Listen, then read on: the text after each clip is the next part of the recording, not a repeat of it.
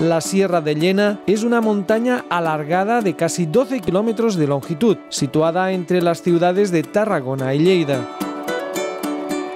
Su máxima altitud es de 1021 metros, con bosques de pinar, salvo una zona en su vertiente norte, donde la roca es desnuda de vegetación.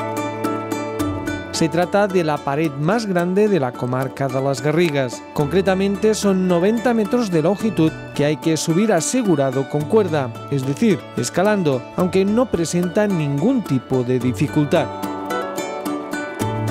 Una vez arriba se puede continuar hasta llegar a la parte superior de la sierra. Antes se tiene que superar una serie de escalones de roca, el primero de los cuales hay que bajar rapelando.